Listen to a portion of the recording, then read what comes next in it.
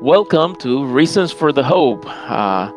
Today with me is again my friend and theologian Derrick Burris.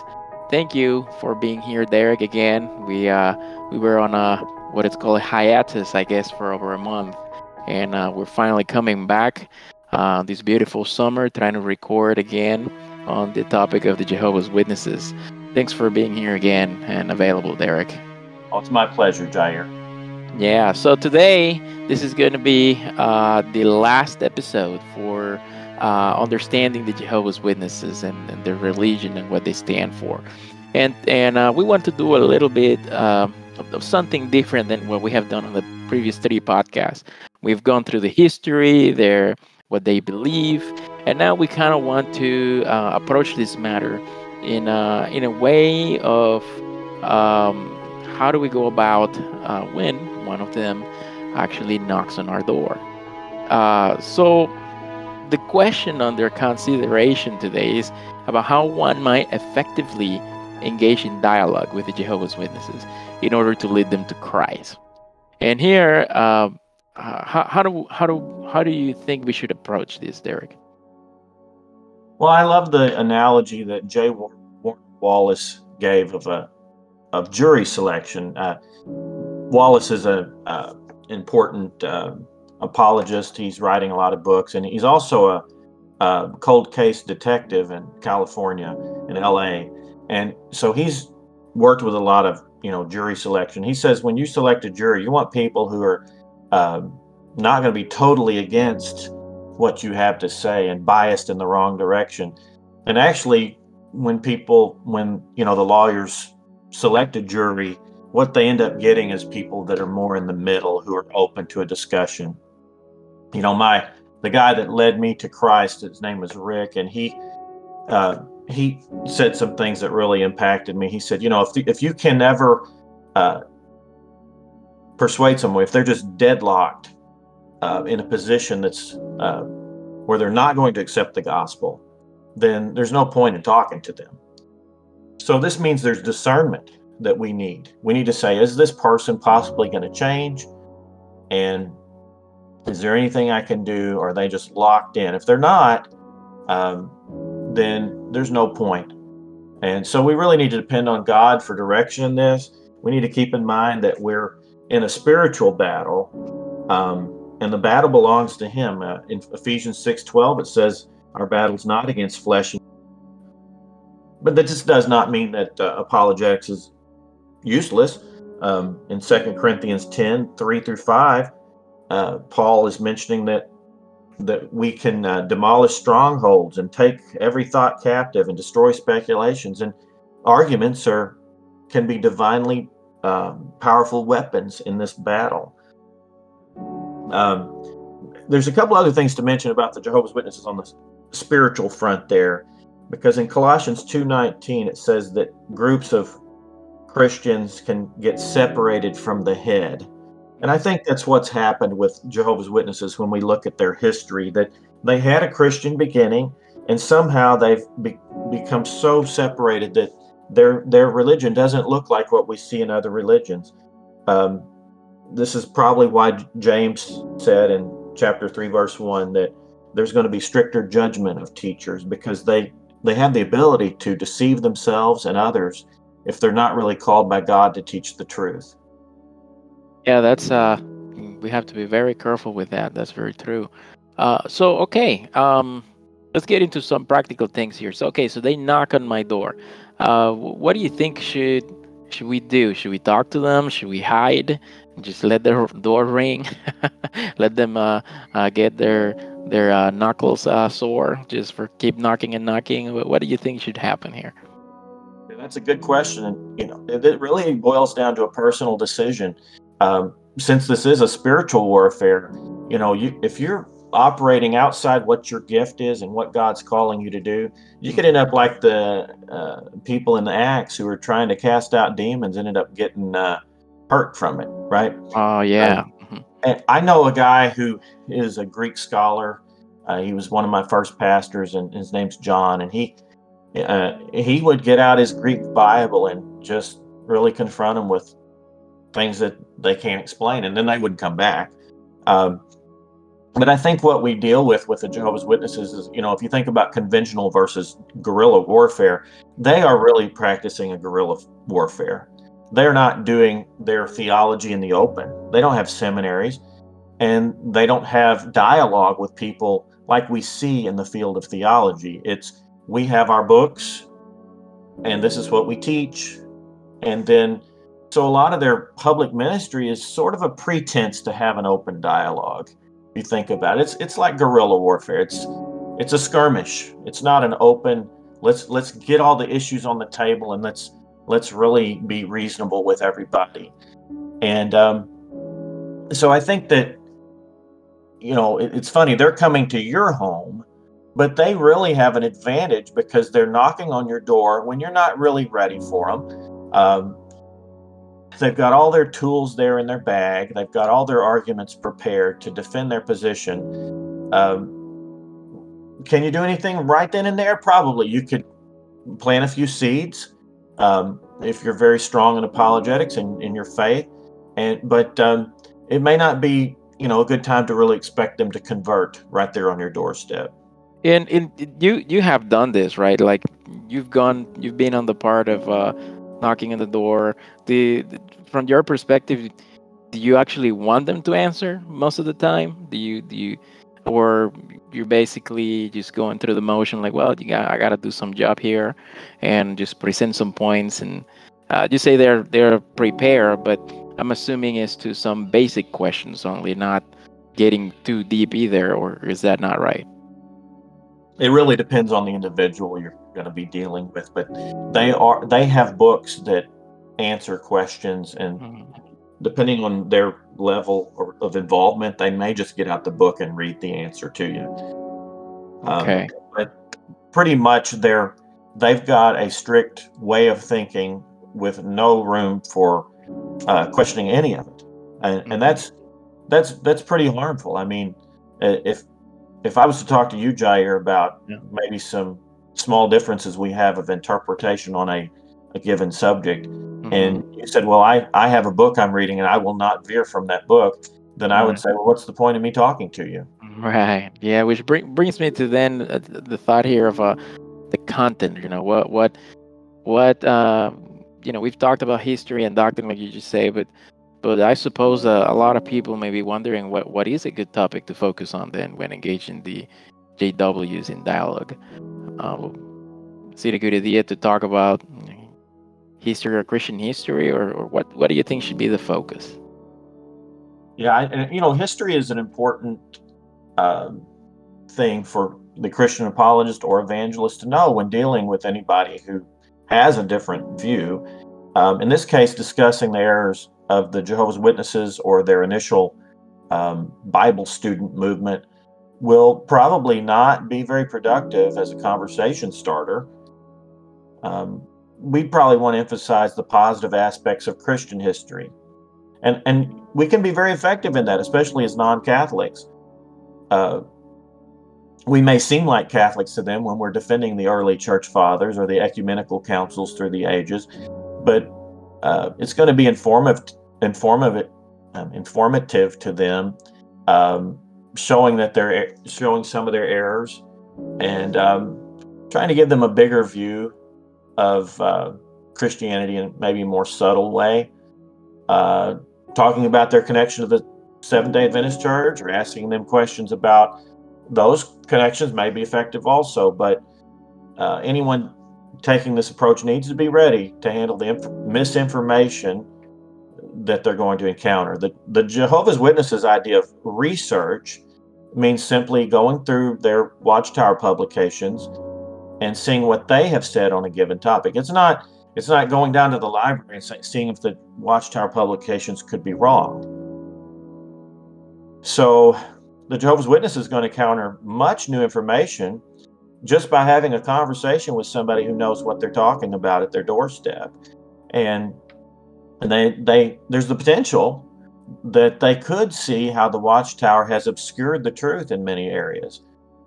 For instance, the Jehovah's Witnesses today are led to believe that Charles Russell taught that Jesus returned invisibly in 1914 to establish his kingdom. And yet, a very important fact is that the Millerites and Ellen G. White, they had already been using some of the same kind of logic and reasoning about this invisible return of Christ, or parousia in the Greek. And so, it's good to show them, hey, your leader didn't have this special anointing or anything like that. He was just recycling some ideas from other groups. And so, the idea that they borrowed it, they could be put out there very politely, without, sounding like an indictment, and that could be a very effective strategy. Okay, so let's say that a Jehovah's Witness who has knocked on your door, and you were willing to be engaged in some discussion with them because you felt confident in what you've learned, and then you present this sort of a quick case for them, and let's say they take it in, they accept that, okay, let's talk about this. If they were willing, and let's say this does plant a seed on them, something that perhaps maybe it leads to more conversations, I don't know, but nevertheless it produces in them some sort of doubt, about the Jehovah's Witnesses. Now we have a person who may be, standing away from the Jehovah's Witnesses, but that doesn't mean they are being pointed to Christ. So how can we use this information to actually lead them to Christ? Well, when you think about it, the Jehovah's Witnesses have a way of looking at Christianity that stands in stark contrast to the way many professing Christians do today, including you and I. It's not that there aren't others that think the organization you're part of defines you as whether you're a Christian or not. I think the Catholic religion has been that way, but they think of it as a matter of finding the right organization to follow, and a lot of us today think of it in terms of a personal relationship with Jesus Christ. And just so you know, I'm not throwing the Catholics under the bus here, because in that religion there is much more emphasis on a personal connection with Christ than is in their religion, and grace coming to the believer. Christian history is replete with examples of godly individuals who have had a hunger for knowing Christ. And on the other hand, the Jehovah's Witness paradigm is of a purified people coming out of Christendom. And this is really all smoke and mirrors. Many of their teachings are borrowed from other American innovators of religion, or they're just recycled heresies like with Arianism. But the gospel of Jesus Christ teaches us that it is our own sin we need to be saved from, not institutions, religious or otherwise. So really the heart of any effective apologetic is getting them into thinking about, do you have a personal relationship with Jesus Christ? And instead of focusing on, well, our religion says this, yours says that, at some point it has to get down to, do you know Jesus? Is he your Lord? Right. I can see where that is effective, and this seems for sure like a perhaps a better approach than discussing doctrine or comparing proof texts for various doctrinal positions. But can you comment on perhaps the pros and cons of the different approaches? Yeah, relational evangelism it's really different. I think presenting proof text of one's position is the worst way to try to convince someone of anything, really. And especially if those involved are not willing to take a hard look at the possible interpretations of various texts and then deal with them in a systematic fashion. And since the Jehovah's Witnesses have their own translation of the Bible, which no Greek or Hebrew scholar respects, actually, this really aggravates the situation. The main challenge to getting the Jehovah's Witness to talk about history is that they have been conditioned to be suspicious of other narratives besides their own, and they avoid critical thinking on the matter. The benefit to such an approach, though, is that asking them to read a book on history is outside the jurisdiction of what their own organization is going to allow them to do. So this approach could work if the apologist or evangelist would be able to pique their curiosity on a particular historical point and look to establish inroads to the gospel. And another aspect of this approach that I like is that it can be very conversational, relational. There are non-religious people who study religion within society without prescribing what religion one ought to have. Instead, they just describe objective facts about religion. So, we want to establish objectivity. And after doing that, then you could switch gears and then get onto some of those relational aspects. So bottom line here is I don't want someone to read what I'm saying here or read into it that we want to avoid doctrine. No, we do want to have a doctrinal basis for our discussion. And then through that, we really want to try to make it about a personal relationship with Christ. So as we're talking about the pros and cons, as you mentioned them, do you think that this approach is actually better than a more direct one dealing with the doctrinal issues? Well, not necessarily. We both see the problems with simply presenting proof text, and really that's what the Jehovah's Witness literature abounds with. As an adage goes in the field of hermeneutics, a text without a context is a pretext for a proof text. Now, this does not mean that all doctrinal discussion will ultimately devolve to proof texting. Rather, the able apologist would want to just avoid some pitfalls. First, studying an entire Bible book with them is preferable, especially one of Paul's letters. And I've known people over the years, we'd knock on their door and they'd say, well, I'll study the Bible with you, but I want to study right out of the Bible and not your literature. And what we were instructed to do was try to gear the conversation back to what our book said, which is kind of sneaky when you think about it. But I say this about studying a book of the Bible because their literature is especially weak in its interaction with certain parts of the Bible, and especially Pauline soteriology, or his teaching on salvation.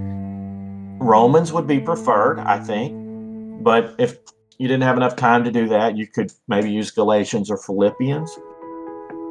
It's notable here that the Watchtower has never published a commentary on any of Paul's letters, but only on the book of James. And when you think about that, there's a good reason for that, because they like that phrase, faith without works is dead. But they don't really want to talk about grace and salvation, and especially something like election, right? And how any of that might work. So it's my honest opinion that none of them have really grappled with Paul's logic and argumentation regarding grace and the law, the power of the Spirit and the weakness of the flesh, and the lofty themes that Christian commentaries often address. Gotcha. And so what about taking them to the Gospels themselves so that they can encounter Christ? Is that a viable option? That might be a good option too, but there are some problems with that approach. For synoptics, Matthew, Mark, and Luke, we can recognize that they do not explicitly say Jesus is God, but emphasize that he is God's Son, which to the Jehovah's Witnesses is not a statement of his deity. And if we go into the book of John, we're going to find explicit references to the deity of Christ, such as John 1:1. But again, the problem is that they've built so much argumentation around the translation of that one verse in their Bible, John 1:1, and in their Bible it says the Word was a God. And a better alternative, I think, if you're going to look at something like the book of John, would be go to John 8:58, and really make a strong point there about what Jesus is saying when he says, "Before Abraham was, I am." Again, their Bible mistranslates that and says, "Before Abraham was, I have been," although that verb there is clearly a present tense verb. And it shows us that Jesus was referencing Exodus 3:14 and calling himself the self-existent being of Yahweh or Jehovah. So, that's why the Jews wanted to stone Jesus after he said that. It wasn't just that he had a pre-human existence, but that he was calling himself God. Right.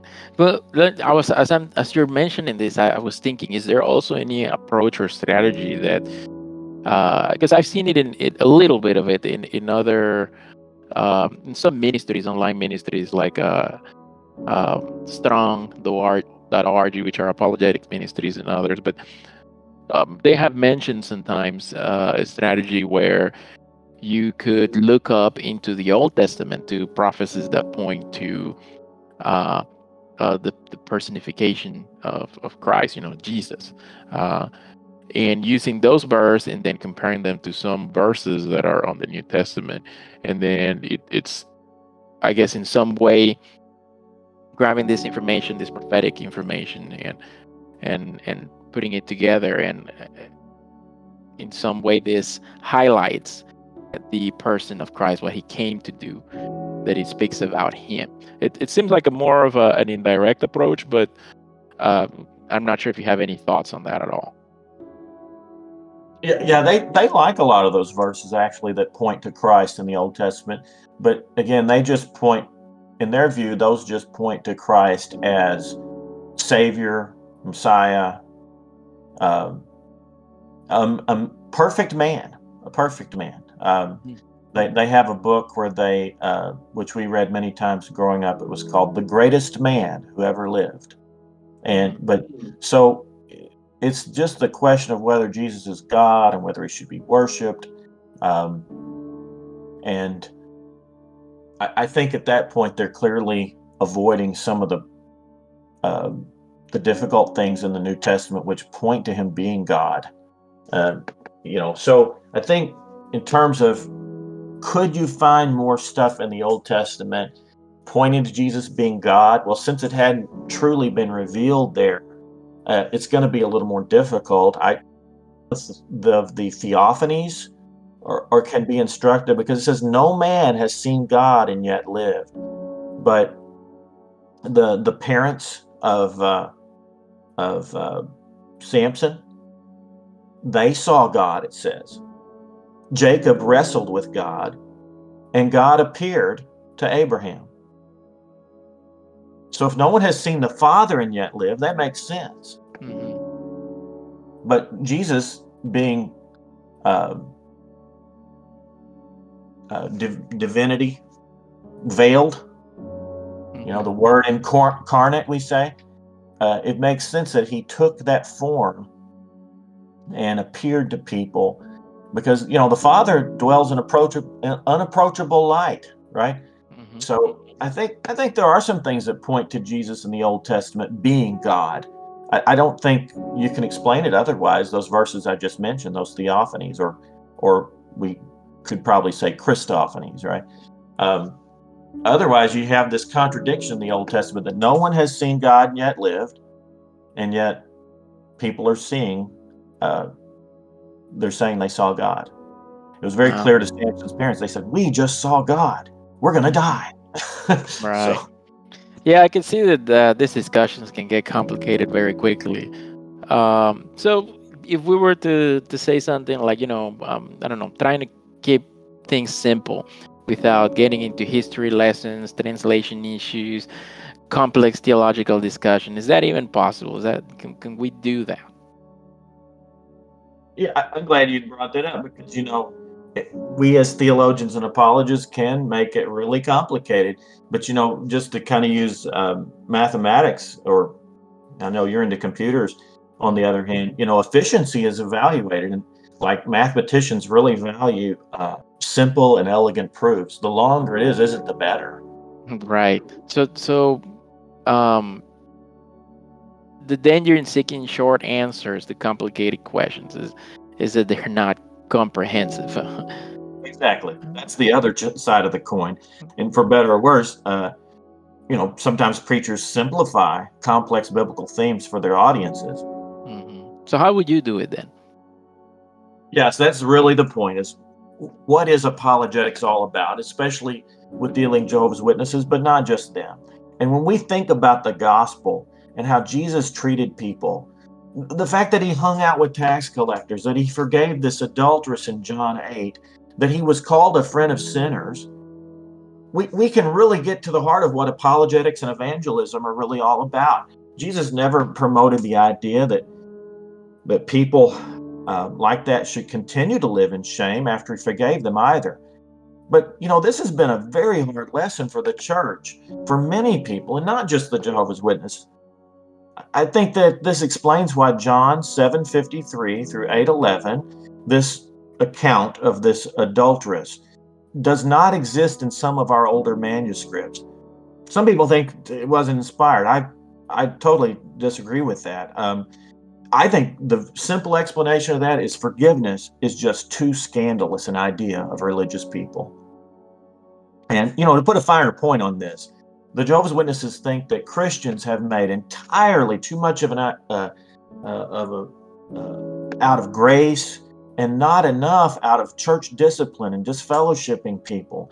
And so they cast people out every year. I think at one point in the United States, there were disfellowshipping 60,000 people every year when I was part of that. And it was, a lot of that's just teenagers who do things they shouldn't do. And instead of shepherding them, they just get rid of them. They say, well, you're not part of us anymore.